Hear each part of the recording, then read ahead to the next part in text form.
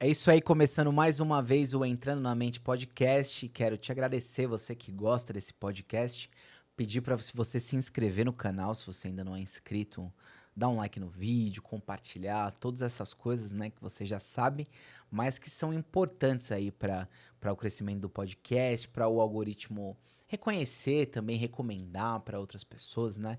Todas as vezes que você dá um like no vídeo, comenta essas coisas, o algoritmo entende que aquele conteúdo é legal e merece ser recomendado. Então, se você puder fazer isso, ajuda bastante. Meu nome é Marco Brito. Se você ainda não segue o Entrando na Mente Podcast nas redes sociais, é só ir lá Entrando na Mente Podcast, que nós estamos em todas as redes sociais. Tem uma conversa nova toda semana, às vezes duas, né? A gente está trabalhando com os horários de segunda-feira às 8 da noite, postando um vídeo e os demais vídeos em outros dias assim aleatórios. Mas tá sempre acontecendo coisa nova, e a gente posta agenda no Instagram, tem cortes, várias coisas que acontecem lá. Esse podcast tem um lema que é melhorar a vida das pessoas através das conversas. Então toda semana a gente traz um especialista diferente sobre assuntos diversos que eu acredito que se conectam com a nossa vida de alguma maneira e vão ajudar a nossa vida, né? Antes de apresentar a nossa convidada, eu quero só falar aqui dessa marca de whey aqui, que é a Canibal. Vocês estão vendo sempre esse whey aqui comigo, eu que estou num projeto aí de emagrecimento. Isso daqui é um excelente aliado, viu? Principalmente para aqueles horários ali dos intervalos das refeições, que você precisa comer alguma coisa, você deixa ele ali e é muito legal. E eu gosto muito dessa marca também. E a gente tem um projeto muito legal com eles, que é assim, se você utilizar o cupom Entrando na Mente, você tem 30% de desconto. Desconto bem grande aí. Então, na hora de finalizar a compra, é só colocar lá Entrando na Mente, 30% de desconto. Tem o link aqui na descrição desse vídeo, ou se você apontar para o QR Code que está aí na tela, também vai direcionar você para o site deles. E eles não tem só whey, tem creatina, tem várias coisas assim de suplementos que você precisar. Tem até aqueles doces fit, tem tudo que você precisar lá. Então depois entra aí, é canibal.inc, é muito legal o produto deles, eu gosto muito. Bom, mas indo pro papo agora, tem gente que, quem gosta do Pondé, que veio aqui 2 vezes já no podcast, tem acompanhado o podcast dele, né? O Dirty Job. E tem visto que tem uma moça lá, muito inteligente, fazendo o podcast junto com ele. E eu tô aqui com ela hoje, que é a Gabriela. Gabriela Testori, tudo bem, Gabi? Tudo bem, Marco, e você? Obrigado. Pode chamar de Gabi? Pode, Pode, né? Se não pode. puder, também já Já chamei desde chamou, não, Pondé do chama, as começo. pessoas já falam É. comigo, oi, Gabi, deu, oi. Gabi, que legal. Obrigado, viu, por topar o convite. Obrigada a você pelo Tô convite. gostando muito do projeto de Que vocês bom, que lá. bom. Muito legal, aprendendo muito também. Gosto muito daquelas discussões, do jeito que vocês articulam e tudo mais. Sempre com uma acidez também, né? A Muito legal. gente usa a ironia sem limites. Peço perdão por não ter um whisky aqui do. Ah, não, mas é mentira, aquilo não é uísque, é chá. É chá mate. E, cara, muito legal, tá sendo muito legal mesmo. E quando eu dei uma olhada lá no teu perfil, né? Vi que você trabalhava na pós da FAAP e faz doutorado e tudo mais, né? Falei, pô, eu vou ver se a Gabriela topa fazer uma conversa um pouco sobre esse universo acadêmico de quem tá querendo fazer mestrado, de quem tá querendo fazer doutorado, até mesmo de quem tem esse sonho de dar aula. Eu não sei se faz sentido ainda esse sonho, se é uma boa, se não é. Eu imagino que você tem a coisa das motivações que as pessoas às vezes não sabem muito bem. Qual é a motivação, sabe, para fazer um mestrado? É para ter um currículo melhor? É porque a empresa está pedindo? Ou é um interesse real de pesquisar aquele assunto, né? Eu- Olha, você quer... não, pode falar, pode falar. Tudo depende dessa primeira pergunta que você me fez. De fato, fazer um mestrado não é fazer uma pós-graduação lato sensu. Essa é a diferença, né? A pós-graduação lato sensu são as pós normais que a gente vê por aí. Por exemplo, uma pós-graduação da FAAP. A FAAP não é uma faculdade que tem pesquisa, Uhum. então ela tem pós-lato sensu. A pós-graduação estrito sensu, aí sim a gente está falando de pesquisa. Aí a gente está falando de mestrado e doutorado. Eles têm naturezas diferentes. por assim dizer, né? Então, a pós-graduação, ela tem um formato que é mais voltado para o mercado, para mudança de carreira, para o aperfeiçoamento já, né, do seu ofício, do seu lugar. Por exemplo, eu já trabalho com marketing digital. Ah, mas eu quero me aprofundar em alguma área específica do marketing digital. Pode ser também uma questão de plano de carreira da empresa, sem dúvida. Eu acho que isso está cada vez mais caducando, né? A necessidade de fazer uma pós-graduação por plano de carreira. Mas ainda existe muito. Mas é uma mentalidade mais... É um pouco mais antiga, porque, inclusive, se está questionando hoje em dia até a própria faculdade, né? Você imagina a pós. Então, tem toda uma nova relação das novas gerações com o conhecimento, com a educação, que a gente já chega lá, não preciso me aprofundar nisso agora.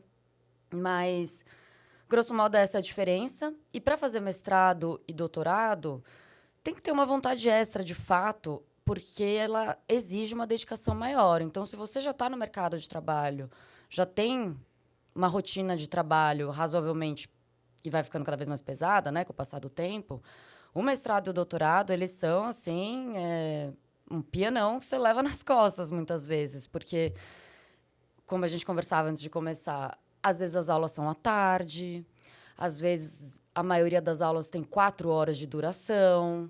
Então, a aula começa às 2, vai até às 6, ou vai até das 6 às 10, ou das 7 às 11.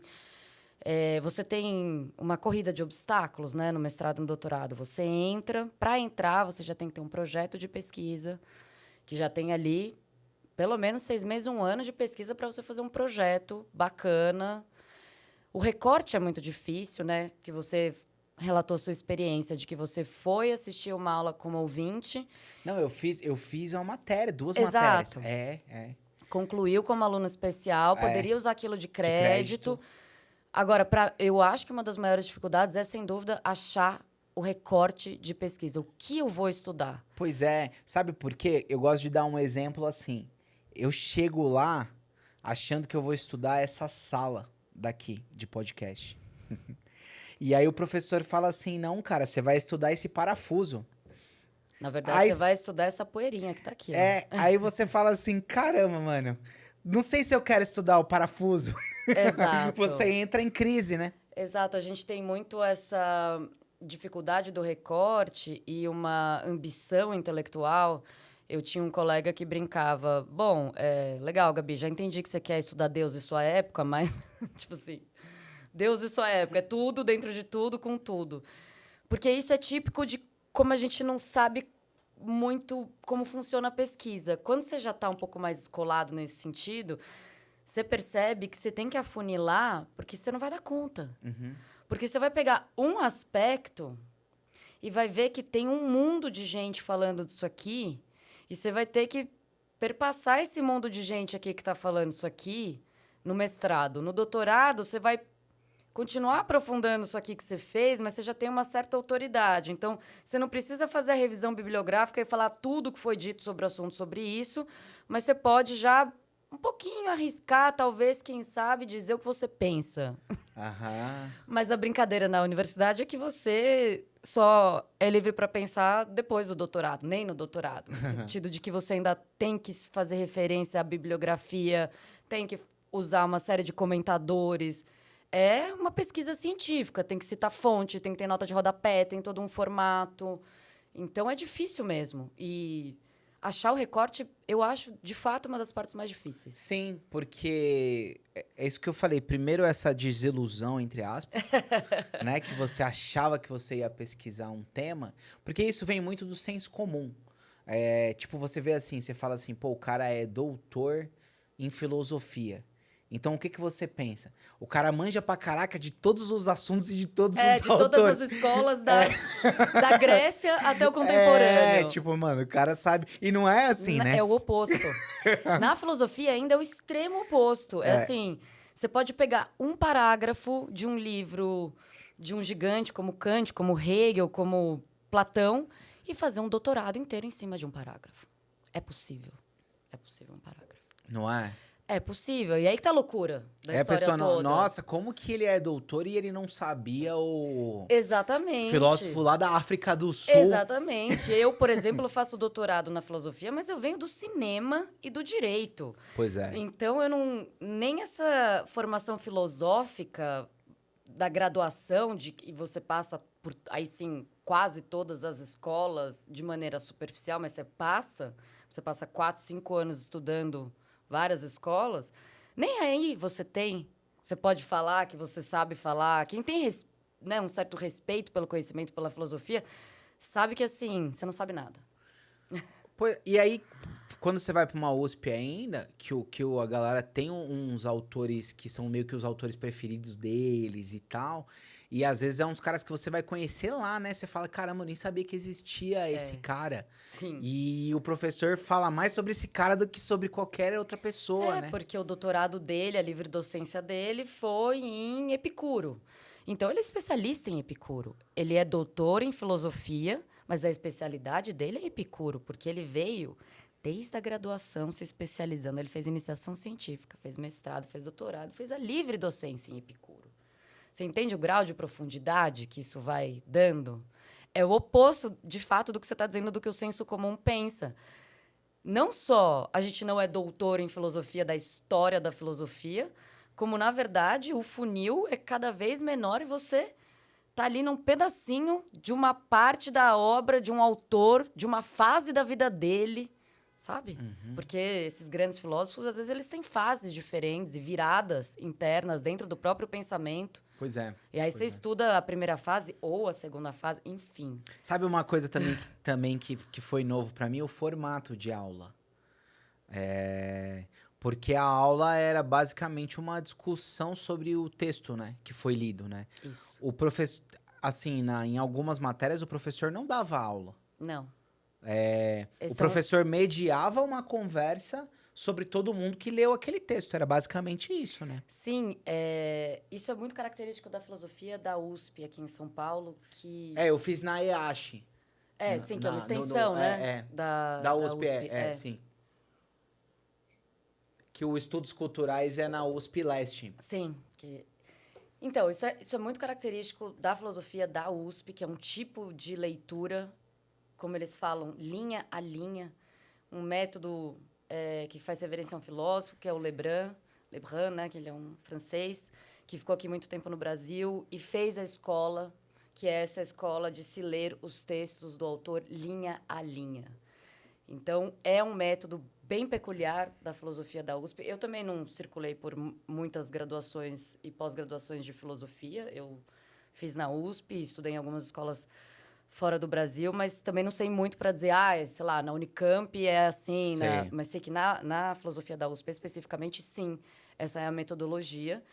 E a metodologia na pesquisa da pós-graduação é você se especializar num autor e nos comentadores e na guerra que os comentadores travam pela leitura desse autor. Então, não, a crítica da razão prática do Kant, na verdade, ela é liberal, na verdade, ela é mais conservadora, na verdade, ela é idealista, não, mas ela tem um elemento aqui que é de ordem material. Enfim, aí os comentadores se degladiam em cima de um texto, de um autor, de uma fase, e você entra aí nesse percurso maluco. Pois é. Porque aí tem. Você falou, né, de todos os recortes de coisas que a pessoa tem que pensar. Tem isso das aulas serem. Em cima de texto. Em cima de texto, às vezes serem 2 da tarde, nananã. E às vezes o professor mandar você ler um texto em outra língua do nada, né? E do nada. Normal. Ele não sabe se você fala aquela língua ou não. Olha, esse texto está disponível em alemão, tá? Ou em grego arcaico. Vocês podem escolher qual dos dois vocês vão... É tipo isso, tem um pressuposto que a gente pode até dizer que é elitista desse ponto de vista. Que sim, isso tem se flexibilizado ultimamente, sim. Talvez um chat GPT da vida tá ajudando, né? Tá dando um baile, né? Tá colocando muita coisa em xeque. Mas ontem ou anteontem saiu uma resolução de que o mestrado e o doutorado agora vão poder ser feitos em menos tempo. Por quê? Porque começou-se a perceber que a produtividade da pesquisa estava caindo, que a quantidade de pesquisa estava caindo, porque o modo de se fazer pesquisa afugenta as pessoas que precisam trabalhar para conseguir estudar junto, que é a sua grande maioria. Como eu comentei também... A bolsa, às vezes, não é um valor que sustenta a pessoa, Às né? vezes não é Não um é, né? valor que sustenta, ou é um valor que te sustenta muito longe do centro de São Paulo para Tá. você morar. Então, você tem que pegar condução, se deslocar e tal. Então, realmente, é muito difícil ser só pesquisador aqui no Brasil. E para você fazer uma pesquisa de mestrado e doutorado nesses termos que eu estava colocando, né, quantidade de leitura, leitura em outras línguas, que é isso que você está falando, que é típico da Universidade de São Paulo, principalmente em algumas escolas mais, outras menos, realmente, a bolsa não supre e você tem que trabalhar. E você tem que trabalhar e ainda fazer tudo isso, mestrado e doutorado, é pancada. É. Tem que querer muito. Pois é. E engraçado que aí entra um pouco da coisa, né? Porque é o polo do lugar que é discutir essas coisas sociais, né? De desigualdade Pois social, de tal, né? exatamente. São as... Eu ia falar hipocrisias, mas acho que Eu é um ia usar pouco essa palavra também. pesado. Falar contradições. Vamos tentar ser um Contradições. pouco mais leve, né? Contradições que são intrínsecas à academia brasileira, pelo menos, que é a que eu conheço mais. Por exemplo, na realidade de não pagar o mestrado, de quem não tem condições, você acha que as melhores opções... claro que isso aqui é uma conversa, tá? Não é uma coisa científica. São a USP, mas essas universidades públicas mesmo? Ou tem outras opções legais assim que você conhece? Olha, é claro que se você... O melhor para quem quer pesquisar e não tem condições de pagar é buscar as federais, a USP, as estaduais. Mas sim, tem escolas que têm pesquisa que não são nem federais nem estaduais. Por exemplo, a PUC tem uma grande tradição em pesquisa. A Faculdade Getúlio Vargas tem uma tradição em pesquisa. Aí são recortes. Tem tradição em pesquisa em tal área, tem tradição em pesquisa em tal área. De fato, as universidades federais e as públicas em geral, elas são mais completas no sentido de todas as áreas são boas, são fortes e você consegue achar bons professores, boas linhas de pesquisa. Às vezes nessas particulares também é possível conseguir bolsa, né? Sim, sem dúvida. Você comprova, você pede bolsa, consegue 50%, 80%. Conheci várias pessoas que fizeram, tanto na PUC quanto na GV, e tiveram bolsa. Legal, legal. E eu queria que você contasse um pouquinho do seu percurso acadêmico, assim, pra gente conhecer um pouco. Olha, meu percurso é totalmente errático, gente. Então, não sei se vai ser o exemplo ou um contra-exemplo, tá? Mas o Pondé, por exemplo, dizia que eu fazia tudo pela negação. Então, eu fiz cinema para não ser cineasta. Não fui pro mercado. A primeira foi cinema? Eu fiz direito e cinema ao mesmo tempo. Cinema eu concluí, direito eu parei no final do 4º ano. Só faltou o 5º, mas aí eu já não tinha mais gás, porque eu já era professora trainee e já fazia mestrado. Caramba! Então eu Além achei das que eu era duas uma graduações? só. Nossa! Não, eu já tinha terminado, né? Porque senão eu não o poderia cinema ter já entrado. tinha... tá. Senão eu não poderia ter entrado no verdade, mestrado. verdade. Então, e assim, eu ainda comecei 6 meses antes do direito. Então, a ordem cronológica da história toda é 6 meses de ciências sociais na PUC, não me adaptei. 1 ano de direito na FAAP, não gostei. Vou estudar comunicação, vou estudar aqui na FAAP, vou estudar cinema. Vou para o cinema. Começo cinema, aí no 2º ano já sou meio cooptada pelos professores que são mais ligados à academia, Pondé, teve o João, Zé Correia, alguns professores que eram mais acadêmicos, de pesquisa mesmo, mas estavam na FAAP, eles que tinham feito mestrado, doutorado fora, ou na USP ou na PUC. E eu já comecei a iniciação científica, já comecei a ir por esse caminho. Aí resolvi voltar para o direito. Fiz mais um tempo do direito. E aí, quando eu terminei o cinema, eu logo fui contratada pelo Pondé, pela FAAP, para ser professora trainee, professora assistente. E entrei no mestrado, e aí ficou muita coisa. Que legal. Aí E o eu mestrado larguei foi onde? Era onde? Na USP, Na só USP. que na letras. Ah. Porque eu queria estudar um teórico chamado Frederick Jameson, que estudava pós-modernidade, vivo ainda, estuda a pós-modernidade, mas um texto clássico dele sobre a pós-modernidade, no momento mesmo que a pós-modernidade estava nascendo. Então, quase meio profético. E ele também se inscrevia nessa tradição de tentar pensar essa relação entre imagem e subjetividade, que é o meu fio condutor desde a iniciação científica. Me fala um pouco sobre isso, essa relação.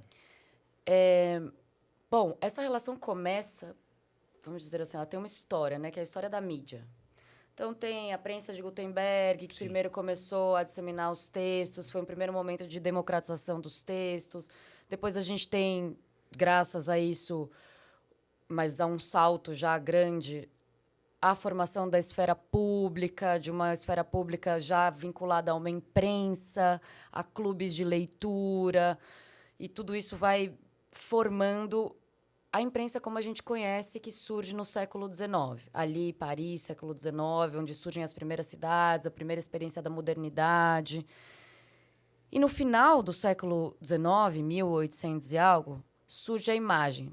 1840 surgem os daguerreótipos, tal, que são aquelas máquinas grandes que faziam as primeiras impressões a partir de luz, né, mas que ainda era muito rudimentar.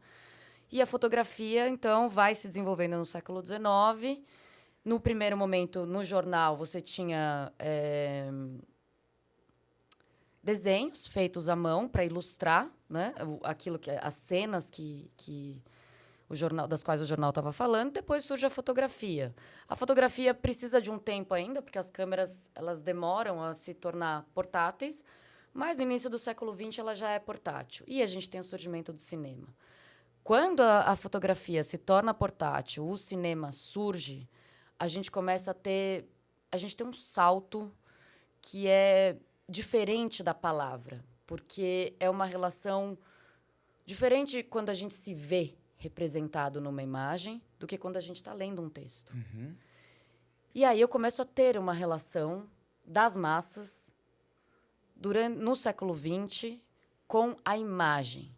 E isso vai ser usado... Bom, a gente tem Cidadão Kane, é um clássico, um filme clássico que trata dessa relação imprensa, imagem, manipulação, vamos colocar nessa... Né, direcionamento das massas. Passa a Primeira Guerra Mundial e, a partir dos anos 30, a gente tem já uma imprensa e uma indústria da imagem se desenvolvendo, seja no cinema, seja pela fotografia, e isso vai alterar a relação da nossa subjetividade com a imagem. A imagem ela é muito poderosa. Muito legal. Tanto é que ela era proibida. Na Idade Média, você tem toda a questão da iconoclastia. A imagem ela tem um poder de sedução sobre nós que é muito grande. Então, quando você começa a ter meios de comunicação de massa se valendo de imagens e não de textos, aí você começa a ter um salto qualitativo na possibilidade de direcionamento das massas. Que legal, porque o meu pré-projeto foi mais ou menos sobre isso, sem eu saber tudo isso que você tá falando. Que legal. Eu sou formado em comunicação, e aí eu tava... a ideia era estudar o formato reality show como um instrumento de manipulação. Sim. Porque se ele leva esse conceito de reality, e ele tá dizendo que aquilo é o real, então quer dizer que aquilo que eu vejo é a vida, então... Sabe? Porque, assim, a galera tá vivendo dentro da casa do Big Brother, certo? Só que tem um roteiro. Não é tão real não quanto é livre, eles dizem assim, que é. leste. E qual é o interesse de mostrar que aquilo é real? Sabe? Tipo... Aí eu aposto que o seu, talvez, suposto orientador virou e disse pra você, defina real. Não, foi por aí. Tipo, na verdade, o cara... um dos professores lá foi o que me incentivaram, assim, a pensar melhor, sabe, e tal.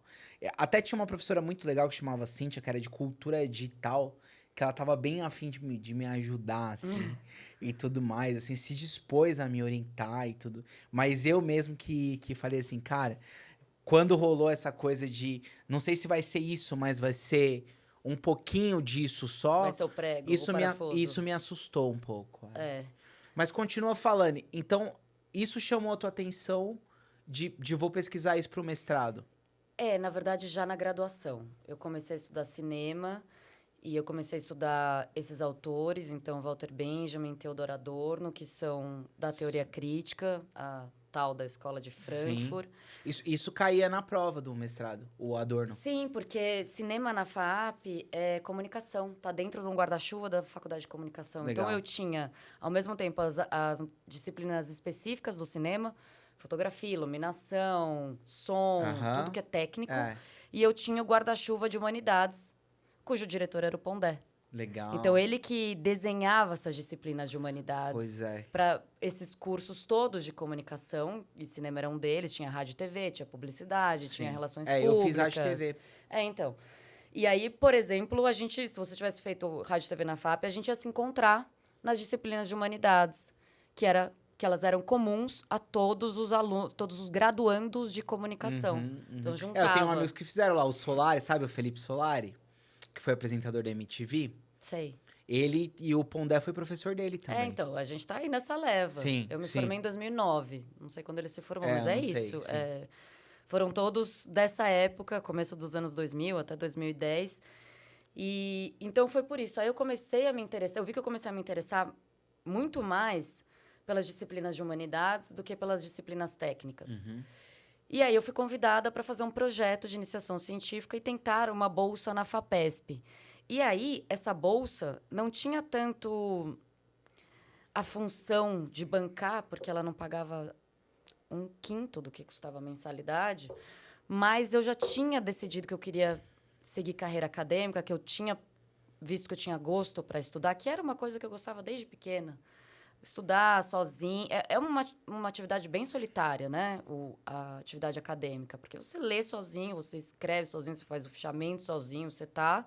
Não é uma atividade de equipe, não é um trabalho em equipe. Pelo contrário, ele é você com você mesmo e o seu orientador no máximo. E eu gosto disso em determinados momentos, outros não, enfim. Mas tinha decidido isso. E fazer iniciação científica e ter uma bolsa da FAPESP era uma espécie de selo de qualidade, de que minha pesquisa era boa, porque o filtro ali na FAPESP era muito, muito difícil de passar, né? Então, eu fiquei 1 ano desenvolvendo o projeto. 1 ano para escrever 20 laudas que fizessem sentido, lé com cré, com referencial e etc., para enviar o meu projeto para a FAPESP, que foi, felizmente, aceito. E aí, eu comecei a acreditar que achava que talvez a academia fosse para mim, a carreira acadêmica fosse para mim. Porque eu estava numa faculdade, num lugar que não era de pesquisa. A FAP não é voltada para pesquisa. Como eu disse, ela tem pós-lato sensu para as pessoas. Ela é uma faculdade voltada para mercado. Então, eu estava vivendo ali uma esquizofrenia, mas fui tocando. Por quê? Porque eu tinha 3, 4 professores, Pondé e mais 3 ali, que iam me orientando e iam me abrindo os possíveis caminhos para essa carreira acadêmica. Então, aí eu fui... Já imagem e subjetividade, já por causa do cinema, já foi a minha objeto da minha iniciação científica e eu fui indo nesse fio condutor. Então, meu fio condutor não é, como a filosofia clássica, um autor, que você vai estudar, então, Kant da iniciação científica até o doutorado, e você vai pegar, não a parte da moral do Kant, você vai pegar a crítica da razão pura, porque são 2 livros completamente diferentes, que é onde ele vai dizer como que a gente aprende as coisas, como que a nossa mente transforma os inputs do mundo em categoria. Enfim, tem super denso, mas é a lógica. A minha lógica foi de fio condutor no tema. Então, imagem e subjetividade, que é o tema mais atual impossível, né? Porque o que eu estou estudando? Eu estou estudando o começo do processo cujo ápice a gente vive hoje em dia. Pois é. E aí, no meio disso, tem a psicanálise. Por isso que eu fui fazer... Até porque a teoria crítica, Adorno, Benjamin, são autores que se valeram muito da psicanálise. Principalmente da psicanálise dita social, dos textos mais sociais do Freud. Mal-estar na civilização, psicologia das massas, totem e tabu. Então, a psicanálise também sempre esteve presente na minha formação. E é isso, eu fui indo, fiz mestrado, aí entrei num primeiro doutorado, como te disse. Lá mesmo, na USP? Na USP, na Letras, no mesmo lugar. Me qualifiquei, tive um certo arranca-rabo com o orientador e saí qualificada, que é Assim, dentro da corrida do mestrado e doutorado, que eu falei que você tem várias etapas, você entra, você tem o projeto que você tem que fazer, que você leva um tempo. Aí você chegou lá nas suas 20 laudas bonitinhas, você... Legal, vou me candidatar. Aí você tem a etapa do processo seletivo, que é apresentação, depósito do projeto, prova teórica, prova de proficiência em língua, aí você tem que escolher. Mestrado é uma, doutorado são duas. Aí você vai para entrevista com o orientador, que vai discutir o seu projeto. Aí, só depois de tudo isso, é sim ou não, você passou. Aí, depois de tudo isso, começa o mestrado ou o doutorado. Aí você tem que cumprir créditos. Dependendo do lugar, é uma quantidade X de créditos. Isso varia bastante. Na USP, eu tinha 3 disciplinas. Eu tinha que cumprir, acho que eram 20 ou 24 créditos. Cada disciplina valia 8. Cada disciplina, você faz um artigo final. Elas são de duração de 4 horas. Então, terça, das 2 às 6, das 7 às 11. Durante um semestre, aí você entrega um artigo final. Aí, depois que você cumpriu todos esses créditos, você está apto a ir para qualificação. Aí você escreve, de fato, a pesquisa. Aí você começa a escrever. Oxalá você deu sorte que essas 3 disciplinas que você pegou tinham a ver com o seu objeto de pesquisa, porque às vezes você não acha nada, e você tem que cumprir os créditos. Eu tava pensando sobre isso agora. Não necessariamente as disciplinas vão te ajudar em alguma coisa da sua pesquisa, né? Não, e eu fui a rainha de fazer nada a ver com nada. Eu ia lá por interesse, assim, desinteressada da pesquisa. Não, eu quero aprender, sabe? Eu gosto. Aí depois chegava na hora da qualificação, tava lascada, porque eu não tinha feito nada que me ajudasse. O título da disciplina, pô, às vezes não tem nada a ver com o que o professor vai ensinar. Exato. Então, enfim, aí o primeiro doutorado eu qualifiquei, daí você escreve 2 capítulos, 50, 60 laudas por aí, você escreve 1 ou 2 capítulos da tese, vai para a banca, que basicamente destrói seu texto. Tem que estar preparado para isso, né? Não, você tem que estar, porque não vai vir elogio. Sim.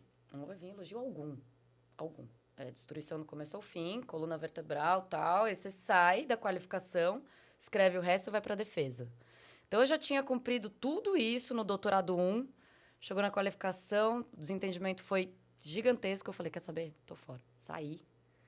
Fiquei mal. Foi um primeiro fracasso, por assim dizer. Senti. Mas aí, também foi uma época que eu já estava começando a trabalhar no mercado. Já estava começando a... Porque a coisa da academia foi me cansando. Assim, a lógica... Essa dificuldade toda para tudo, enfim, eu tive muitas experiências que a gente brinca, né, que é uma experiência meio básica ali das universidades públicas e de alguns lugares específicos, que é a experiência da humilhação, né, assim, no professor. Essas coisas são melhores hoje em dia, porque, né, tem assédio moral, tem cor... Tem câmera. Tem câmera, tem uma série de, né, umas coisas que estão mudando. Mas é porrada, atrás de porrada. Não tem, assim, não tem... É absurdo, assim. É uma aprovação, aprovação constante, assim, ó. Não basta você querer, se dedicar, esforçar. Seu esforço X. Ai, desculpa. Seu esforço X. É bem difícil mesmo a liturgia, vamos dizer assim. E aí eu comecei a ir para o mercado, foi um pouco antes da pandemia, uns 2 anos antes da pandemia, eu comecei a ficar um pouco de saco cheio da minha atuação com a educação, ficar restrita a alunos em sala de aula e a pesquisa acadêmica. Eu comecei a ver um movimento de YouTube com pensadores crescendo, Pondé crescendo nas redes, uma série de coisas. Falei, tem aí alguma coisa que eu posso pescar de uma nova educação, da educação no digital, de um novo formato. Porque é isso, né? Tem até na minha bio do meu Instagram. Eu estou tentando pensar uma educação para o século XXI. Legal. Ela não é... A educação, ela está parada ainda em muitos momentos no século XIX, ou ela está um pouco canibalizada num EAD barateado. Uhum. Cadê o meio termo disso? Cadê o lugar em que a gente consegue se atualizar minimamente e consegue não abrir mão da qualidade do conteúdo? É esse lugar que eu estou buscando, né? Eu dei muito murro em ponta de faca. Eu fui a pessoa que cobrou dos alunos que lesse texto tal, difícil, que no final das contas eu sabia que eles não iam ler. E depois de 10 anos quase dando aula, entrei muito nova, né, com 25, dos 25 aos 35, eu entendi que a errada ali talvez fosse eu. Porque não estava funcionando para ninguém, nem para mim, nem para eles. Eu estava frustrada, eles também. E aí eu comecei a falar, talvez o meu lugar não seja mais na sala de aula, talvez o meu lugar seja pensando uma educação para o século XXI. E aí eu abri a minha empresa, no primeiro momento como MEI, sozinha, vou ali fazer na unha, vamos ver no que dá. Comecei a lançar uns cursos, começaram a ir bem. E é isso, hoje também tem uma empresa que atua na educação. A gente está nesse debate, que está todo mundo nesse debate. Para onde a gente está indo, ainda com AI? Que mudou tudo, né? Se a internet já colocou a função do professor em xeque, porque, bom, o conhecimento está ali, o conhecimento não está mais com o professor.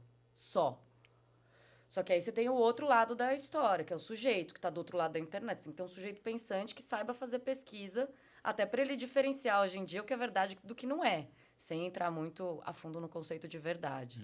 Mas, né, o que de fato aconteceu, o que de fato não aconteceu. Então, as coisas foram mudando e eu fui percebendo que a educação ela tinha ficado para trás. Eu não tenho uma resposta sobre para onde a educação tem que ir. Mas eu estou tentando olhar para o processo e ver qual é a melhor coisa que a gente pode fazer com o que tem, porque aquele modelo lá já sei que não funciona mais. Funcionou para mim porque eu tenho gosto pela pesquisa. Mas se eu olho os meus pares que se formaram comigo, não tem um. Tem um amigo meu que fez mestrado, 2 amigos meus da minha leva que fizeram mestrado. Um, de fato, seguiu carreira acadêmica, está na Áustria agora dando aula. O outro trabalha com cultura. Mas só. O resto foi para quem se formou em cinema, foi trabalhar com cinema, foi ser diretor, foi quem se formou em cinema, em direito, foi trabalhar com direito. A carreira acadêmica, ela é isso, né? Ela demanda muito. Por isso que, anteontem, eles diminuíram os prazos para ver se a coisa... Porque os departamentos, eles precisam de produtividade. Inclusive porque um país é medido pela produtividade de pesquisa que ele tem. A gente não pode abandonar a pesquisa assim, deixar ela tão difícil, tão não atrativa, com bolsas tão ruins, de modo que ninguém mais queira fazer. A gente precisa da ciência, pelo amor de Deus, a gente precisa de pesquisa. Se mede a qualidade de um país, o desenvolvimento de um país pelo desenvolvimento da pesquisa científica. Eu imagino que muita gente procura também por esse desejo de ser professor de universidade. Sim. Também na ideia de ter uma melhor remuneração, né? Porque o professor de ensino médio ganha bem pouco, né? Mas você acha que o professor universitário, ele vive bem? Ele é bem remunerado? Olha, ça dépend, né? Isso depende... Em geral, sim. Mas eu também não posso falar muito, porque eu tenho acesso e sei de notícias de faculdades muito específicas, né? 5, 6 faculdades privadas de elite em São Paulo, USP e as federais, que têm um salário... Remuneram bem. Remuneram bem, exatamente. Então, eu não sei. O que eu sei, hoje em dia...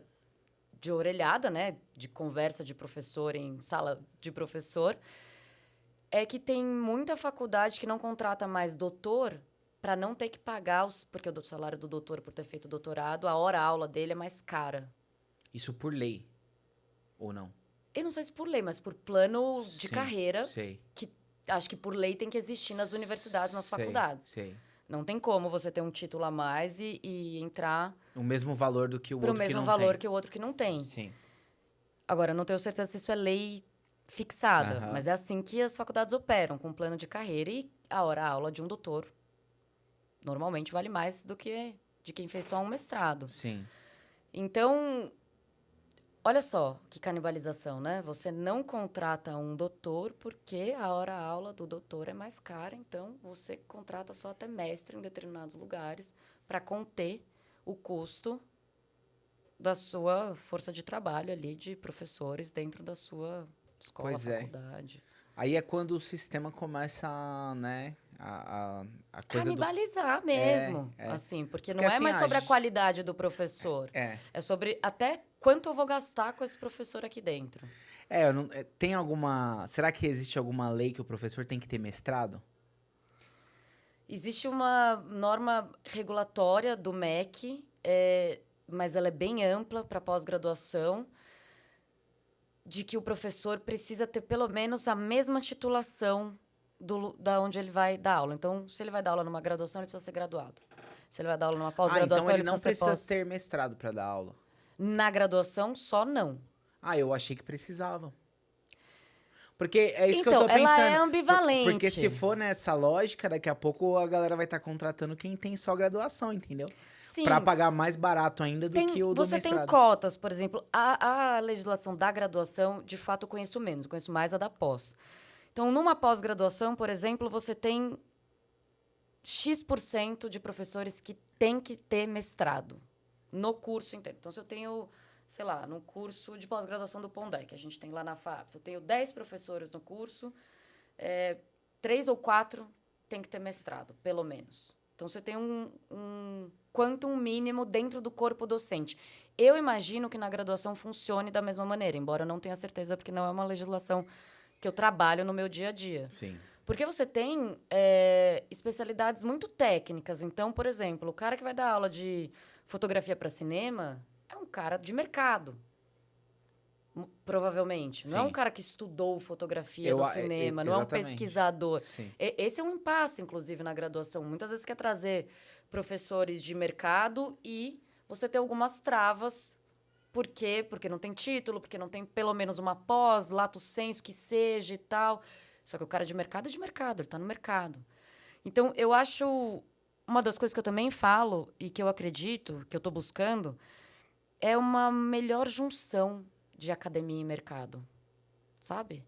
Eu acho que aqui no Brasil tem um mal-estar, para usar também uma palavra elegante, entre a academia e o mercado e fica um ódio mútuo, assim. Quem é do mercado tem um super ressentimento com quem é acadêmico, porque quem acha que quem é acadêmico, ai meu Deus, né, acha que é melhor, porque tem títulos, porque fala outra língua, ou porque estudou fora, ou porque sei lá. E quem é da academia é ressentido com o pessoal de mercado, porque acha que não é valorizado, e porque o pessoal de mercado, no final das contas, ganha muito mais. Então, eu acho que tem um mal-estar duplo aí, que coloca barreiras, sabe? Quando não tem como, a roda não vai andar para trás, a educação não vai deixar de ser digital, a gente está no século XXI, a gente está com AI, a gente está com uma série de questões gigantescas do ponto de vista da tecnologia. Não adianta a gente achar que a educação vai voltar para o século XIX, que todo mundo vai fazer mestrado, doutorado, todo mundo vai olhar para o quadro e anotar. Pode proibir celular, vai melhorar um pouco, vai melhorar, mas o aluno a gente não vai voltar na história. E por que eu falo isso? Porque a linha, quando eu falo de imagem e subjetividade, na minha pesquisa, estou falando de que a nossa percepção é afetada pelo modo como a gente consome imagem no nosso dia a dia. Então, um dos textos que eu estudo é o do Adorno, da indústria cultural. Ele está descrevendo ali em 1947, ou seja, acabou de acabar a Segunda Guerra Mundial, está descrevendo o complexo da indústria cultural, que para a gente é quase o ar que a gente respira, de tão normal que é. Revista, não existia TV ainda, hein? Revista, cinema, panfleto, cartaz, jornal. Ele já olhava para isso e falava, cara, isso aqui está impactando e está moldando a subjetividade das massas, porque nós usamos isso aqui como espelho. Uhum. Star System, o sistema do estrelato, das celebridades e de Hollywood nascendo. Ele fala, as pessoas estão vendo isso e estão imitando comportamentos. A gente está imitando. Bom, de lá para cá, a gente... Não existia TV. De lá para cá, hoje em dia, eu costumo brincar, eu estou sem meu celular, você está com o seu aí, que a gente tem uma indústria cultural de bolso, 24 horas, 7 dias por semana. Então, o que ele descreveu lá, em 1947, é o começo do processo cujo ápice a gente atinge hoje em dia, de sermos moldados e influenciados constantemente por comportamentos que nos são... impostos, entre aspas. Que nós consumimos, de alguma maneira. Não vou falar em imposição, que eu consumo livremente. Sim. Eu que vou lá. Ninguém tá... Eu não tô no 1984, do George Orwell. Eu não tô... Eu Você não é obrigado a ver. Eu não sou obrigado. No- Mas, você de assistiu alguma aquele- maneira, é também um pouco Você totalitário. achou aquele episódio do Black Mirror que o cara... Que eles assistem uma televisão numa bicicletinha ergométrica? Que aí ali eles são... É mais ou menos essa ideia, Sim. né? Você não consegue nem fechar o olho, né? Exato. Você é obrigado a olhar. É isso, a gente vive isso. Eu faço minha bicicleta com meu iPad vendo série. Sim. Estamos no Black Mirror, Sim. estamos lá, consumindo muita imagem. Então, essa volta que eu dei é para dizer, a percepção de nós, pelo menos millennials para baixo, no século XXI, é uma percepção muito diferente da dos meus pais, da geração do Pondé. É uma percepção voltada para a imagem. É uma percepção que tem muita dificuldade com a leitura, que tem muita dificuldade com o texto e que consome muito mais imagem. Você entende? A gente... E aí a educação vai ficar... Continua a ler, continua a pegar o texto, lê em alemão, no original. Não vai dar, entendeu? Entendi. Não vai dar. Porque não é sobre não gostar de ler, é sobre uma geração diferente mesmo, né? Não é sobre não gostar de ler, e aí, de novo, né? Isso é um gosto pessoal ou não. A pessoa pode até gostar de ler, mas é sobre a intensificação, a quantidade avassaladora do bombardeamento de imagem ao qual a gente é submetido todo dia, 24 horas, 7 dias por semana. Isso molda a nossa percepção. É claro que a gente vai ter dificuldade de ler. É claro que se fica pipocando coisa o tempo inteiro para eu ver o que está acontecendo em algum lugar outro, a tarefa que é árdua da leitura, que é difícil mesmo para todo mundo, para mim também, eu tenho que parar e tirar estímulos para conseguir ler. Essa coisa do multitask, pelo menos para mim, está fazendo tudo mal feito. Sim. Mas eu ainda sou uma millennial. Eu falo da percepção de alguém que viu o Atari mudar para um videogame, sei lá, 3D. Entende? Então, a gente que é millennial ainda viu dois mundos. Eu vi o surgimento da internet, eu vi internet de escada, aquela barulheira, eu vi o fax, eu vi coisa que... Eu também, sim. Imagina, para a geração Z e para a geração Alpha, que já tá aí... Oi? Fax? Sim. Como? CD, né? Você tem que usar a sua linha de telefone. Telefone da casa? Existia telefone da casa? É. Ah, aí você usava essa aqui pra ligar, pra usar a internet. Entendi. E ficava ocupada. Nossa, como vocês eram burros, né? Então, não volta. Essa percepção não vai voltar atrás. É por isso que eu acredito que não dá mais para dar murro em ponta de faca. Não dá para pedir para o aluno que ele seja o aluno do século XIX ou do século XX. Pois ele não é. vai ser. Sim. E não é porque ele quer ou não quer. Eu tive muitos que tiveram boa vontade e tentaram. Será que então a tendência é uma diminuição de pessoas sendo aprovadas nessas coisas, tipo mestrado, doutorado, nananã? Porque isso a pessoa é obrigada a ler e fazer. Será que vai diminuir o número de pessoas fazendo pelo sentido delas não conseguirem aderir a essa dinâmica? Eu acho que já está diminuindo, por isso a resolução de tornar mais rápido, que saiu essa semana. E eu acho que o ChatGPT vai bagunçar tudo isso, né? É, porque, por exemplo, se você falar pra ele Quem vai garantir montar o que você pré-projeto, leu? ele monta. Aí se você falar, coloca alguma coisa do Adorno aí dentro, Olha, ele põe. eu dou graças a Deus a duas coisas nessa vida. De passado pela adolescência sem Instagram, pra não ficar vendo mulheres perfeitas à minha volta, inalcançáveis, photoshopadas, e aquilo acabar com a minha cabeça. E de não ser mais professora em tempos de ChatGPT. Pois é. Porque os professores, cara, você não vai... Um artigo acadêmico, assim, se você dá os inputs, se você vai retrabalhando em cima dele e tal... Não, e agora... Sai. E tem como você pedir pra Sai ele bom. pra humanizar. Entendeu? Tipo assim, humanize esse texto, entendeu? Deixa um pouco mais com Faça ele uma no cara. estilo Dostoiévski. É, Como Dostoiévski escreveria. ou senão, assim, deixa com uma cara mais de que não é escrito por uma inteligência artificial. Você pode pedir isso pra ele, sabe? Então, Deixa menos perfeito. por isso que a gente tem que mudar os métodos de avaliação. Eu não tenho resposta. Eu adoraria ter a resposta já. Mas eu, pelo menos, me proponho a pensar o que fazer. Você é esperançosa. Aí o papo já virou agora de tema. Você é esperançosa em relação ao futuro ou pessimista? Olha, Já fui mais pessimista, mas esperançosa eu não sou. Acho que hoje em dia eu tenho um pessimismo mais controlado. Porque já fui muito, muito pessimista mesmo. E isso, às vezes, acaba fazendo mal para você na sua interação com o mundo, sabe? Hoje em dia, eu continuo pessimista porque tem um probleminha de base aí no meio que é o Homo sapiens sapiens, entendeu? E quando você olha para a história com H maiúsculo e tal, a história é a história da guerra, da violência, da dominação, Eu acho que muita coisa melhorou ultimamente para vários grupos sociais que mereciam essa melhora, que é genuíno, que... Então, desse ponto de vista, posso me considerar mais otimista. Mas, de repente, as coisas dão um revés, né? E, de repente, vem um negócio que tava dormindo, que acorda, que você olha e fala, Jesus, de novo, o povo aí. Pois é. Então, eu não sei, eu acho que, sem dúvida, em alguns aspectos o mundo melhorou nos últimos anos, mas eu acho ainda que a gente, enfim, disputa poder, disputa certas coisas que são históricas, né? Nesse sentido de que é do Homo sapiens sapiens, é de uma certa natureza humana, é de um certo fazer que a gente meio que descamba uma hora ou outra. O ser humano continua dando os mesmos... Trabalho. O mesmo trabalho, os mesmos traços lá dos primeiros da humanidade. Não digo os mesmos, assim, mas a gente é insuficiente, né? Como o Pondé gosta de dizer, que é a tese de doutorado dele. A gente é vaidoso, a gente é ganancioso.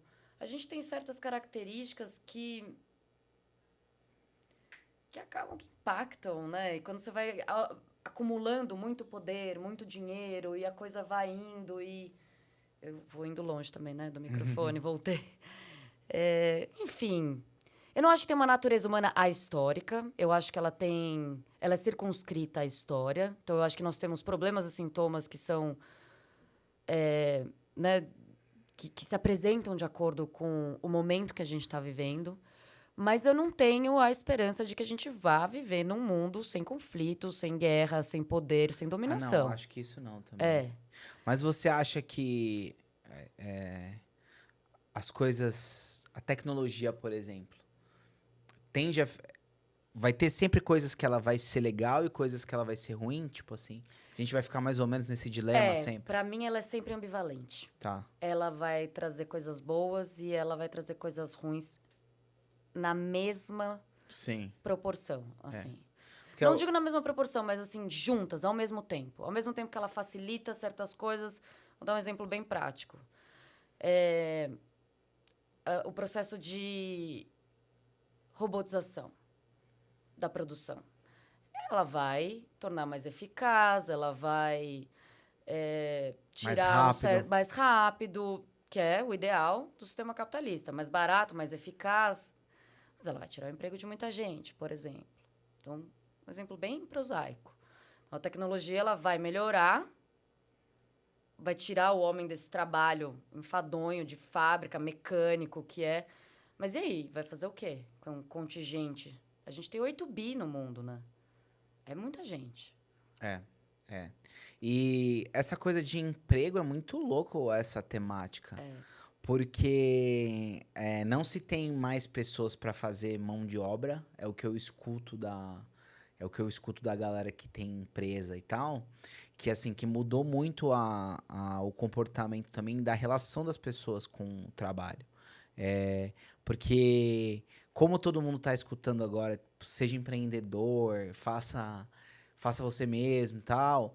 Então, diminuiu a galera que quer estar, por exemplo, num emprego normal, num CLT, numa coisa assim, a ponto de muita gente que trabalha com mão de obra de serviços um pouco mais simples ou manuais, estão com muita dificuldade de encontrar pessoas que queiram fazer aquele serviço, por mais que tenha muito desemprego também ao mesmo tempo, sabe? tipo, a relação mudou um pouco com o trabalho, assim. Por um lado, tem uma parte ideológica, quando eu falo ideológica, no sentido de que é vendido para nós que você tem que ser um empreendedor. Isso. Então, é o Você S.A., né? Então, você tem que ser um empreendedor, todo mundo tem que ser um empreendedor. E aí, é claro, você pega as classes mais baixas, que já vão pegar uma CLT e vão ganhar pouco, não vou. Você é empreendedor de mim mesmo, seja abrindo uma cozinha para o iFood entregar as marmitas que eu faço e tal, até ser entregador de iFood, até, enfim, montar meu negócio, meu mini salão, que no Brasil é uma loucura a quantidade de cabeleireiro que tem, a vaidade da mulher brasileira realmente, ela penetra em todas as camadas sociais, né? Você tem... Então, tem uma parte ideológica de que a gente está num momento, num capitalismo que incita isso. Por outro lado, também a CLT, ela está datada em vários aspectos. Ela traz, por exemplo, uma das minhas maiores críticas à CLT é o fundo de garantia, que é um dinheiro seu que fica parado lá, porque supostamente você precisa ser tutelado pelo Estado para guardar um dinheiro de reserva, porque no dia que você for mandado embora, você tem a sua reserva de emergência. Você está tratando o sujeito meio que nem besta, uma pessoa que não sabe administrar seu próprio dinheiro. E aí, esse dinheiro vai para quem? Aí vai para os fundos de sei lá o quê, que estão financiando alguma coisa que está ganhando muito dinheiro. Mas não sou eu, porque o meu dinheiro está parado lá rendendo a menos que a poupança. Então, tem algumas coisas... E mesmo no desejo das pessoas, né? De imposto, 27,5% retido na fonte, talvez seja menos do que os 6% do Simples que ela vai pagar. Pois é. Eu tenho pensado muito sobre isso mesmo. A natureza do trabalho mudou. Porque é o que você falou, se o cara consegue ganhar o valor próximo ao que ele ganharia fazendo um trabalho em casa, que ele não tem chefe, que ele, se ele quiser viajar, ou se ele quiser sair, ou se ele quiser ir para uma academia, para uma coisa assim, ele consegue fazer. É óbvio que ele não vai querer o ACLT. Tudo. Com 99% dos Ubers que você conversa, é isso. Não, eu faço Uber, a composição da casa às vezes é um CLT e um Uber. A mulher trabalha, então ele não vai trabalhar em CLT também, porque ele tem que ficar com a filha enquanto a mulher está trabalhando, e ele se reveza, ou ele trabalha à noite, que é quando a mulher está em casa, e de dia ele fica com a filha. Na organização da família, os dois serem CLT hoje em dia, nas classes mais baixas, é cada vez mais difícil.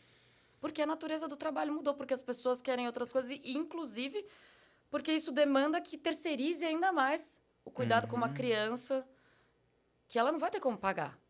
Pois é. E eu tava vendo uma matéria numa revista dizendo que a tendência é dominar o mercado, assim, mais de emprego fixo, os 50 a mais. Porque a galera de 18, 17, 19, 20 não estão querendo, entendeu? Tem um componente geracional, sem dúvida.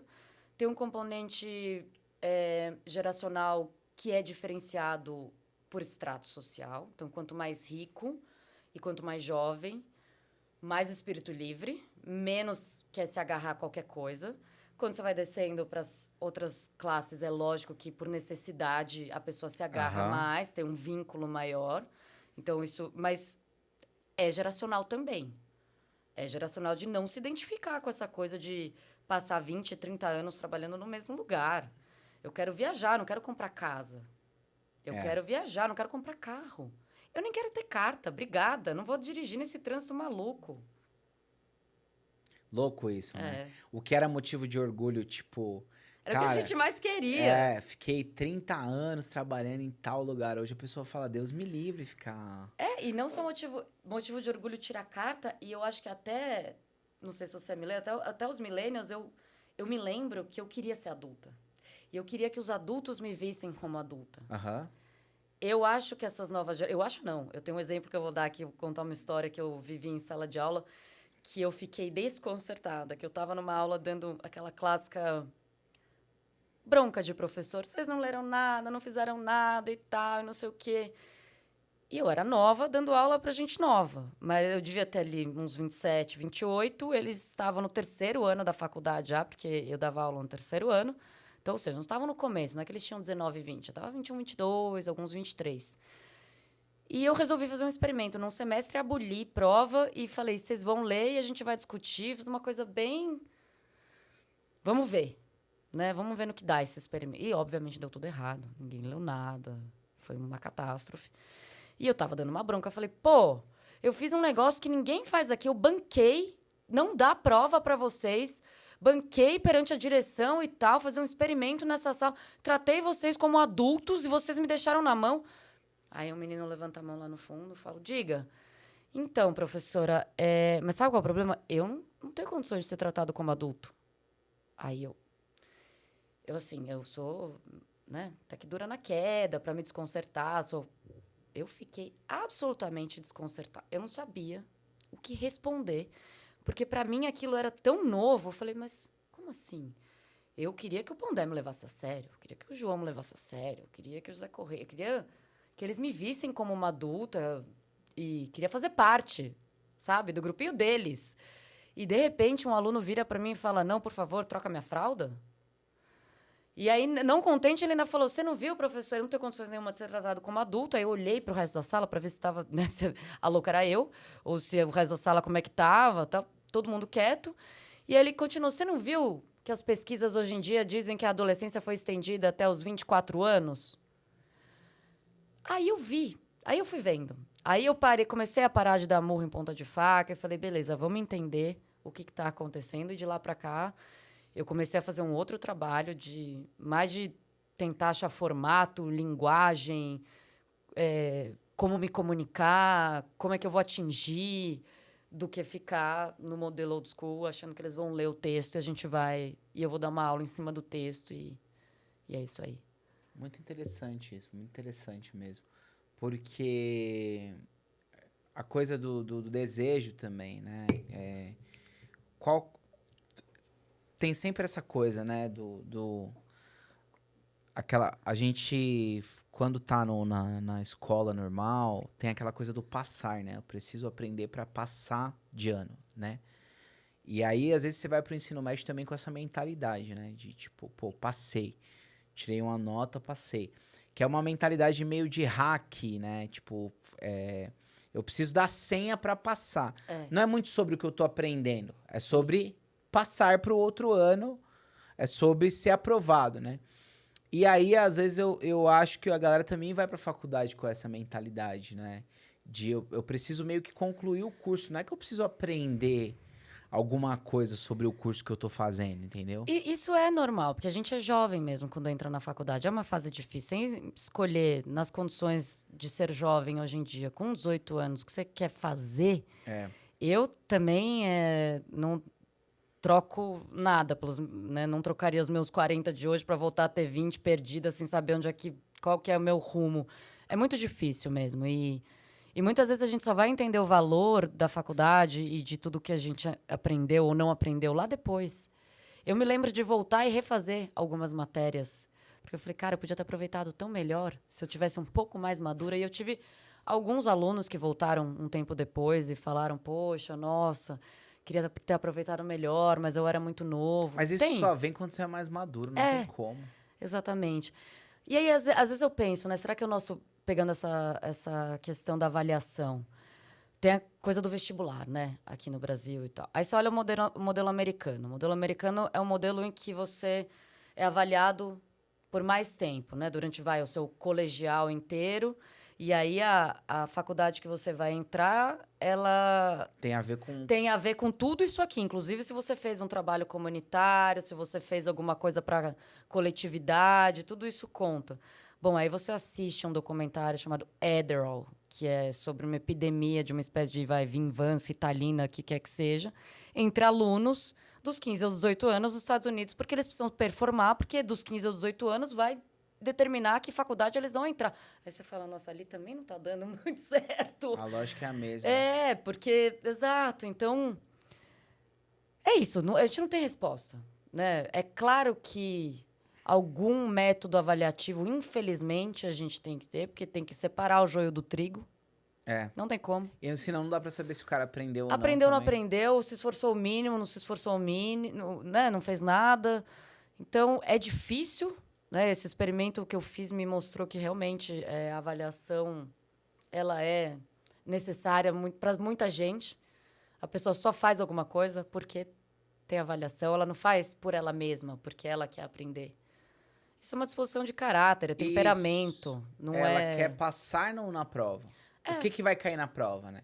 Tanto que tem essa frase do professor, né? Anota porque isso vai cair na prova. Isso. Entendeu? Então, tipo, essa lógica já tá aí, né? Eu preciso saber o que vai cair na prova, entendeu? Aí pega o caderno da menina.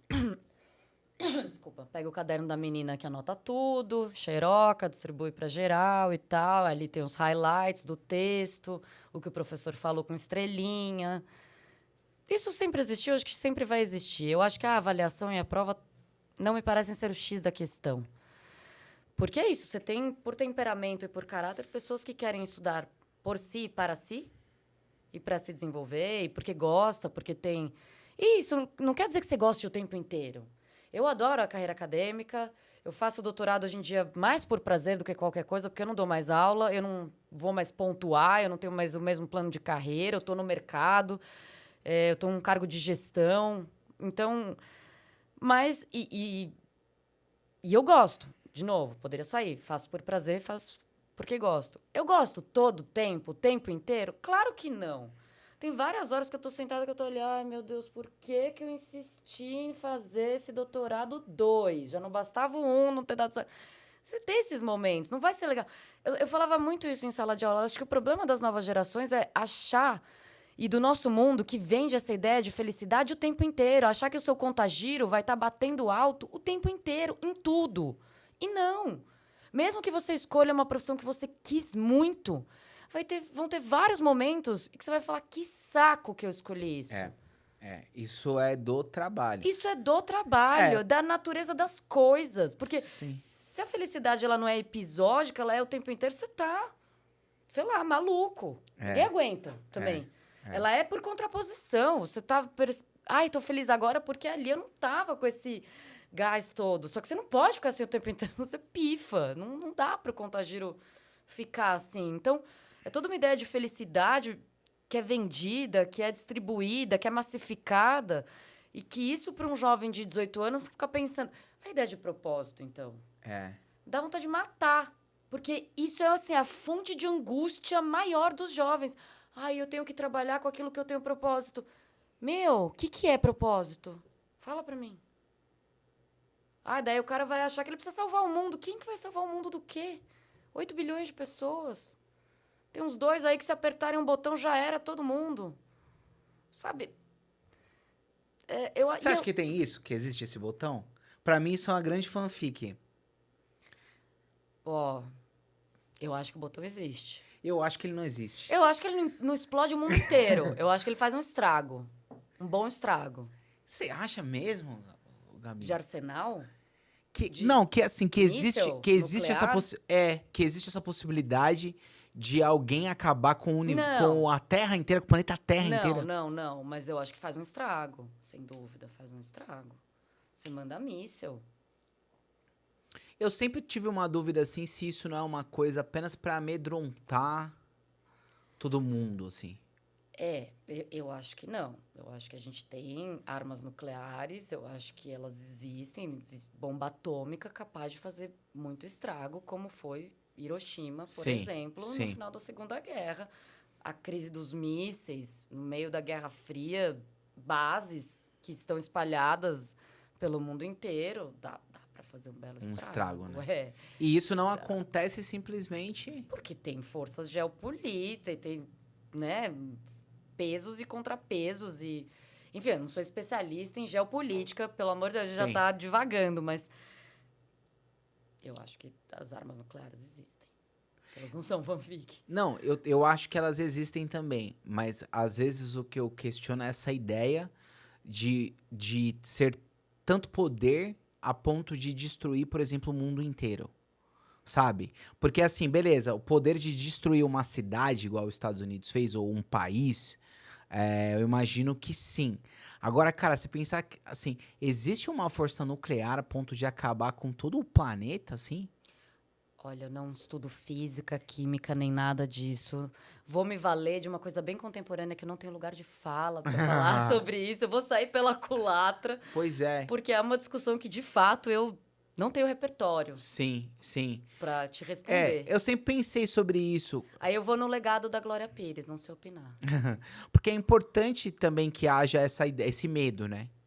De alguma Sim. forma, né? De um país ter o medo do outro usar a arma nuclear. Enfim, isso é geopolítica. Mas o exemplo que eu estava dando, voltando pro comportamento das novas gerações, é que essa ideia de propósito, junto com a ideia de felicidade, tá adoecendo geral. Que é o Sim. que eu também explorava no vídeo que você falou, no último vídeo que eu Sim. coloquei no meu Instagram, da Tia Explica, da melhor versão de si mesmo. Tudo isso tá junto. Seja a melhor versão de si mesmo, com trabalhe por propósito, com seja feliz. A tríade para adoecer psiquicamente uma pessoa. Sim. Porque, assim, você eleva a expectativa dela num patamar absolutamente inalcançável, cara. Se você passar... Olha, eu tenho discutido isso muito com o Pondé. Para mim, hoje em dia, é assim, se eu passar pela minha vida sem uma grande tragédia... Aí, quando eu falo de grande tragédia, eu tô falando uma coisa meio Philip Roth, que a gente até citou na gravação do primeiro episódio da nova temporada, que vai sair no dia 13 de fevereiro, já fazendo meu jabazinho. Se eu passar pela minha vida, assim, uma grande tragédia familiar, assim, né, pessoal, conseguindo pagar os boletos e formando filhos saudáveis para o mundo, cara, já tá ótimo. Sim. Entendeu? Eu acho que quanto mais expectativa, mais frustração, mais sofrimento, mais infelicidade você vai... Então, essa tríade de propósito, você tem que ter propósito, você tem que ser feliz. E você, qual que era a outra que eu estava falando? Seja a melhor versão de si mesmo, é a fórmula do adoecimento psíquico contemporâneo. Sim. É a coisa do burnout mesmo, né? Do se esgotar, né? Não. Não é do fazer muito, é do aumentar a expectativa. Tá. Achar que a vida vai lá no contagiro, batendo lá no alto o tempo inteiro. E a vida é muito mais prosaica que isso, né? Sim. Ela é muito mais ordinária, no sentido de day by day, dia após dia, acorda, faz. Mesma coisa, uma série de repetições, todo dia ela é cíclica, por natureza. São 4 estações, 1 ano, você acorda, você toma café, almoça, janta, escova o dente depois de cada refeição, trabalha... Os dias são bem parecidos, na real, né? E se tá indo tudo bem, não tá acontecendo nada de errado, já tá meio que legal a sua vida, né? Nossa, tá muito. É por isso que não dá pra elevar tanta expectativa. Cara, você tá com as pessoas que você ama, a galera tá com saúde, você tá comendo bem, você não foi pego na enchente, estamos em São Paulo, né? Então tá caindo o mundo aqui. Pois é, aí você consegue inserir ainda, igual eu que gosto de música, em um show de vez em quando. Isso. Né? Você consegue ainda inserir umas coisas legais. Quanto né? mais baixa a expectativa, menos você vai se frustrar com aquilo que não aconteceu, que você queria muito que acontecesse. Isso não significa que você não possa ter sonhos, desejos, que você não possa fazer planos, tá? São coisas diferentes. Pessoal, ninguém imaginou que a Gabi ia vir com o budismo aqui do nada, hein? Baixa expectativa, não deseje nada. Eu tô brincando, tô brincando. Acabei de falar o contrário. Tô brincando. Mas é isso, é vender muita felicidade mentirosa. É. E é um caminho sem volta, eu acho, esse aí, hein? E muito da felicidade, ela se dá via consumo também. Então, você já deixa uma galera fora dessa festa, né? É. E, cara, não é uma loucura o mercado de curso online? Tipo, o quanto de gente que vende curso de tanta coisa e você oferece uma solução rápida ali e você vende um curso e a pessoa fica milionária vendendo esse curso, né, cara? A pessoa faz um curso para vender uma fórmula de como enriquecer. E quem enriquece é só ele. É ele. É só ele. Funcionou pra ele. Exatamente. Não, tá uma barbárie, barbárie. Não tenho nem o que falar, a não sei que realmente vale tudo. Tipo, ninguém imaginaria da parte da educação que ia ter esse momento na história, né? Exatamente. Esse é outro problemaço que a educação tá enfrentando, né? Porque... que eu falei, não sei se eu falei, a gente já estava gravando ou não, que há um questionamento se eu devo ou não fazer faculdade. Pô, antes era assim, Nossa, principalmente para as classes mais baixas. Putz, agora eu tenho acesso, agora eu consigo pagar, agora eu posso entrar em uma. Claro que eu vou fazer. E, de repente, vem um revés de, será que eu preciso fazer? Acho que posso fazer meia dúzia de curso, aprender na prática. Para quê? É, Para que eu tenho que ter diploma? é. Sendo que na faculdade você aprende muito mais que isso, né? A gente falava o presencial. Sabe qual a força do presencial ainda? Que é na graduação muito mais presente do que na pós-graduação. Porque na pós-graduação as pessoas já trabalham, é muito mais difícil de ser o presencial. É porque você aprende uma série de outras coisas. A convivência social, lidar com outras pessoas que são diferentes de você, lidar com a autoridade do professor para o bem e para o mal, lidar com a autoridade do diretor para o bem e para o mal. Enfim, você tem uma série de outros aprendizados que não o formal. E que a gente vê essa defasagem da pandemia, de quando as crianças e adolescentes ficaram trancados 2 anos. Muito. Essa falta que Eu nunca fez. tinha visto tanto galera geração Z, assim, que não sabe se relacionar, sabe? É. Que chega no lugar e fica num canto, quieto, assim, com o celular. Não Hoje consegue tem muito cruzar isso. os olhos, né? É. Tem dificuldade, olha para baixo, uma introspecção. No final, o meu fim da docência foi no último ano de pandemia. Eu cheguei no limite, todo mundo chegou no limite. As últimas aulas que eu dei, em 2021, ninguém mais abria a câmera. E se eu pedia para abrir a câmera, eles iam reclamar com o coordenador ou com o diretor, dizendo que eu estava invadindo a privacidade deles. Aí eu comecei a fechar a câmera também. Dá aula de câmera fechada? Avaliação de câmera fechada, tudo. Caramba, cara. Foi difícil. Tem uma... Precarizou muito. Piorou muito pro professor. Depois a relação ficou precarizada, assim, porque Pois é. não volta, né? Esses 2 anos não voltam. Não, esse cara que dá aula, ele não tem garantia nenhuma, nem que a galera tá assistindo a aula, né? E um controle que a gente tem que fazer como instituição de ensino é da presença. Isso sim é lei do MEC. Se você não tiver, você tem isso aqui, todo mundo lembra, é óbvio. Se você não tiver 75% de frequência nesta aula, você vai reprovar. Sim. Então você ficava calculando, são 3, 4, puta, já faltei 3, vamos chegar para a chamada. Isso é um instrumento de controle para que você dê.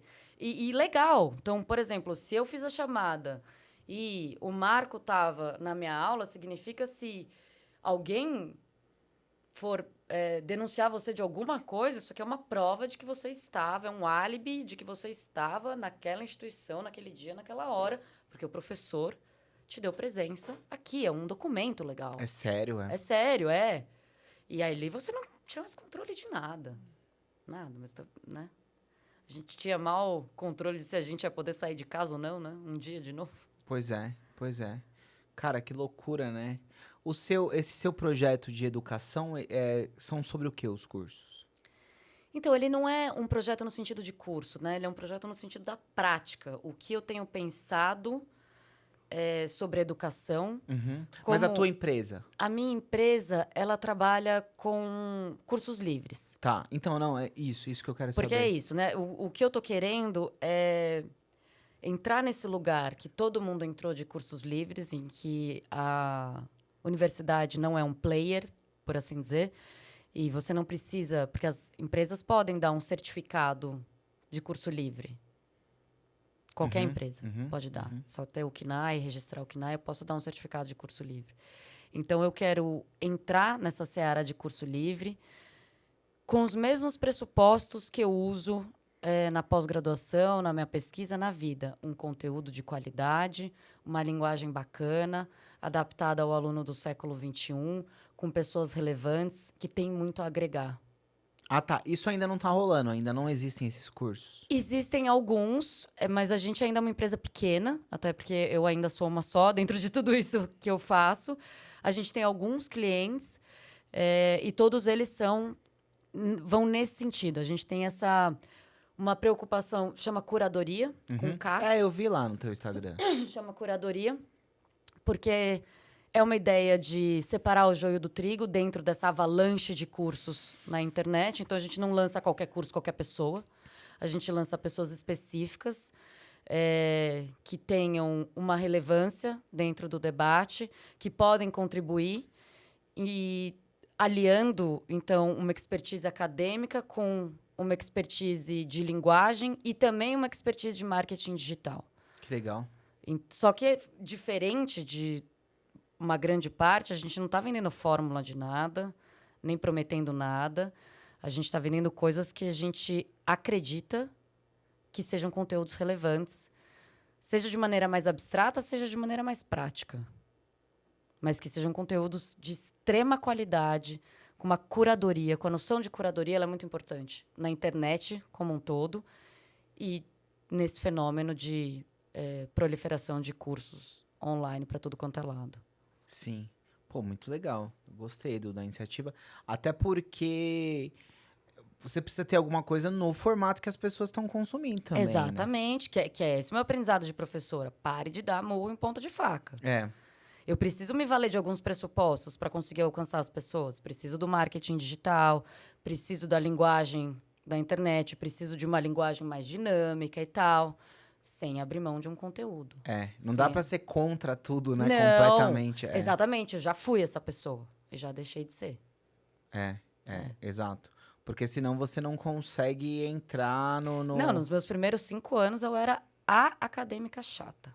Estereótipo do estereótipo. Fez cinema, agora faz mestrado. Depois eu dei um plot twist. Quando você fez cinema, você queria trabalhar com cinema?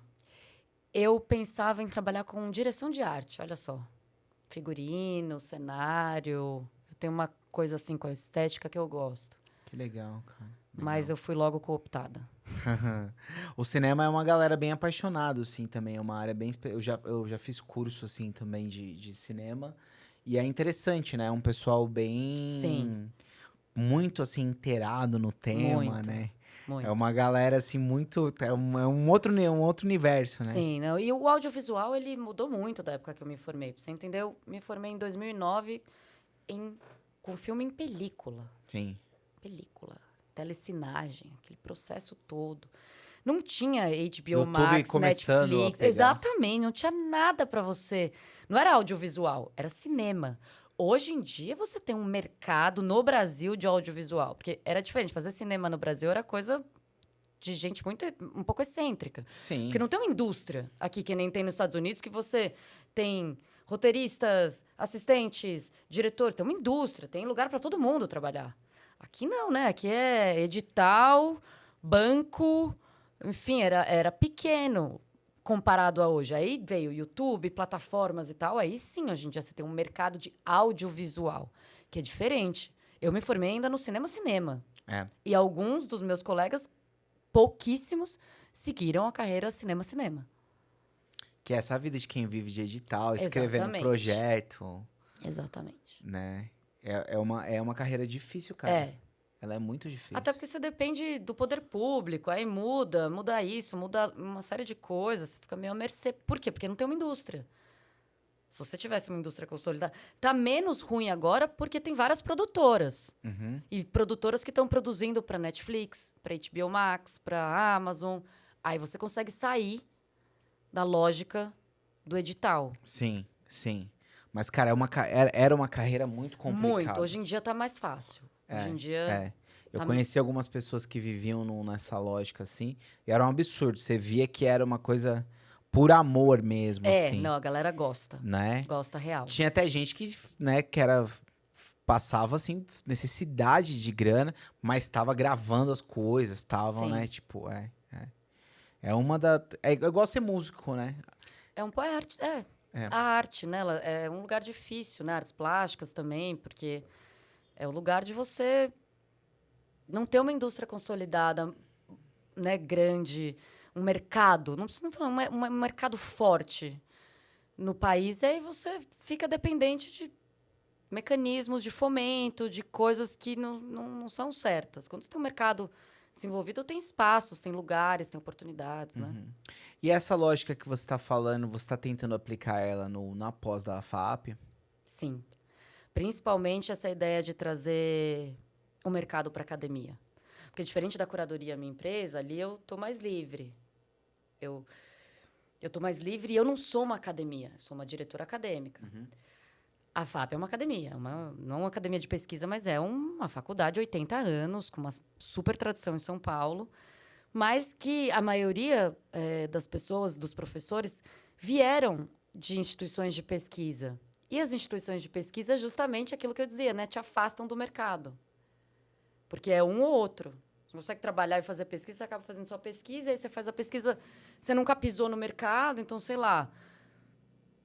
Vou dar um exemplo. Em muitas faculdades, você tem um coordenador de jornalismo. O coordenador nunca trabalhou no mercado de jornalismo.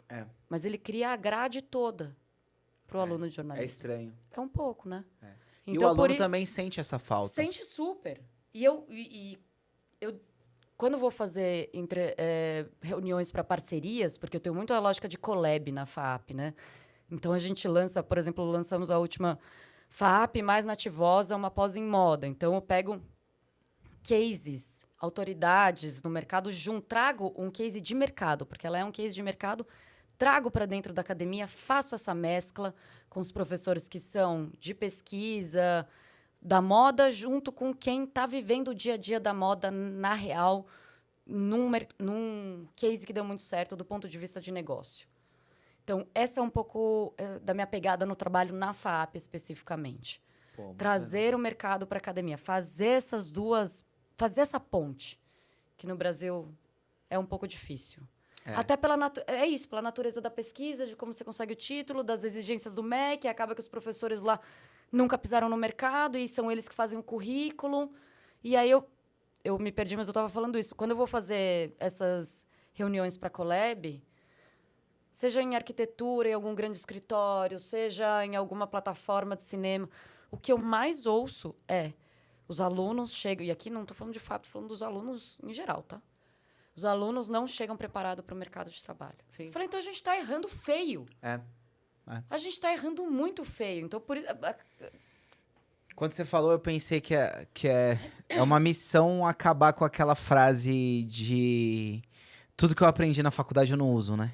Poxa, pelo amor de Deus, porque senão a faculdade vai morrer. Por isso está todo mundo colocando em xeque. A gente não pode deixar as pessoas tão pragmáticas de modo que elas não queiram pensar um pouquinho, refletir um pouquinho também acerca da condição delas. Porque as humanas vêm para isso, né? Você vai ter um ensino técnico, mas você também tem que ter um ensino humano. Você tem que conseguir juntar as duas. Eu escuto muita gente falar isso, que não usa nada que aprendeu na faculdade. Né? Realmente é interessante essa visão mesmo do mercado, de trazer esses profissionais mais para perto. E muita dificuldade. A dificuldade de trazer na graduação, na época que eu acompanhava a graduação, de trazer esse profissional a titulação, como você dizia. 2, o tempo. O cara que está no mercado, ele não tem tempo, tá? Ele tem que e aí vai ficando cada vez mais difícil, aí ele falta, aí os alunos ficam bravos, aí ele não tem o mesmo compromisso do outro professor, então acaba colocando outro professor que não tem experiência ou tem uma experiência menor de mercado. E aí vai. É um nó, né, de condições, de fatores que chegam, né, que fazem com que a gente chegue nesse diagnóstico. Sim. Que eu tô falando para você. Mas é muito bom que tem alguém preocupado com isso e a pessoa que tá no cargo correto, né? Porque não adianta eu estar preocupado, tem que ser alguém que tá lá fazendo a coisa acontecer, né? Pô, legal mesmo. Porque isso realmente é uma constante. Cursos de comunicação rola muito isso. Sim. Né? Rola muito isso. Eu falo por experiência, porque fiz, porque vivi, porque vejo. Inclusive, eu tenho essa curiosidade de como é que tá um curso de rádio e TV, por exemplo, né? Numa era como agora, que tá acontecendo tanta coisa. Eu já me ofereci Tá tendo que se reinventar forte, assim, Pois pesado. A começar pelo nome. Eu falei para um professor meu, você não quer bolar uma aula de podcast, alguma coisa assim? A gente vai lá, a gente troca uma ideia com os alunos, porque... Eu fico pensando, né, que a galera quer saber das coisas que estão rolando agora. Exato. Como que eu ponho um podcast de pé? Como que eu consigo um patrocínio? Como que eu crio uma audiência? Pois é. Daqui a pouco esse curso vai mudar de nome, Rádio e TV. Né? Eu já disse, já tem que começar por aí. O mínimo que se espera é que mude de nome. Passo 1. Depois você revê o currículo, passo 2. Ele vai virar, sei lá, criação de conteúdo, alguma coisa assim. Criação de conteúdo, exatamente. Né? Bom, Gabi, para finalizar, vou te fazer uma pergunta que eu faço aqui sempre para finalizar o podcast, que é a seguinte: se você pudesse voltar no tempo e dar um conselho pra você mesma, que conselho que você se daria? Pega leve. Não precisa se cobrar tanto assim, talvez. Não precisa fazer tanta coisa ao mesmo tempo, tal. Mas isso é porque realmente eu acelerei bastante na curva, né? 2 graduações, mestrado, doutorado 1, doutorado 2. Eu sempre fiz muita coisa ao mesmo tempo. E tem os benefícios e tem as coisas ruins, né? Aham. Então, eu acho que eu daria esse conselho pra mim mesmo. Faz uma coisa de cada vez, por favor. Tem os benefícios, tem as sequelas, né? Tem a sequela, uma insônia aqui, a colar, uma dificuldade de desligar e tal. Mas acho que eu diria isso. Uma coisa de cada vez, bem feita, Que legal. com foco. Que legal, legal. Pô, é interessante isso. É, eu já ouvi isso de outras pessoas também. Acho que tem muito essa coisa de se cobrar, né? É, porque a gente é jovem, né? A tal da crise da meia-idade vem aí, quando você fala, poxa, tô com 40, tô com 20, eu não precisava ter feito isso, aquilo, né? Ou fez de mais ou fez de menos, né? Por isso que vem a crise dos 40. Puta, eu podia ter feito mais, eu não fiz, agora eu tô aqui pra trás. Ou então, eu fiz demais, tô enlouquecendo, eu tô com uma crise de insônia. Ou um ou outro, acho que são excessos. O Clóvis de Barros tem uma frase maravilhosa que ele fala assim, que você só vive as infelicidades das escolhas que você tomou. Exato. Ele fala, se você tomasse outras, seriam outras infelicidades. Exatamente, exatamente. Então é importante pensar nisso também, né? Tem gente. Sim. Todos aqueles filmes que é de voltar no tempo, né? Efeito borboleta, não sei o que lá. Dá errado, né? Nossa, o efeito Quando o cara borboleta, volta. eu tenho certeza que tem um monte de gente que nem tem noção do que é o efeito borboleta. Pois é. E esse filme é um desses filmes que me deixou impactado. Ele é, assim. né? Ele é forte na linguagem, ele é. Ele é. Ele é. Mas é isso, eu não acredito. O conselho que eu daria pra mim é o conselho que eu dou também para a geração Z, porque ficam falando que eles são multitask pra fazer tudo ao mesmo tempo. Não.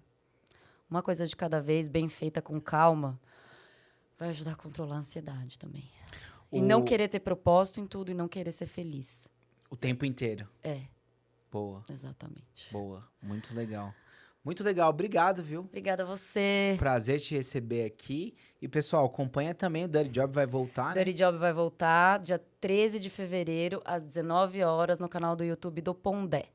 Maravilha. Então, segue lá também. Segue a Gabi. Gabi ela Tessitori. tá postando mais conteúdo. Agora mais tem coisas. um quadro que eu inaugurei que chama Tia Explica, que foi no meio de uma gravação, eu falei, deixa eu te explicar um negócio, e aí, enfim, no corte, viralizou, pegou, e a gente está tentando cada vez mais aprofundar os temas do Dirty Job, que eles não vêm por acaso, né? Eles são temas sensíveis, são, como a gente fala, sintomas do século XXI. Então, a gente vai aprofundando os temas, e no meu Instagram agora temos esse quadro, a Tia Explica. Muito legal. Pessoal, obrigado, então. Quem puder se inscrever no canal, dar um like no vídeo, compartilhar com os amigos também. E toda semana a gente tem uma conversa nova. Um abraço e obrigado. Obrigada. Boa.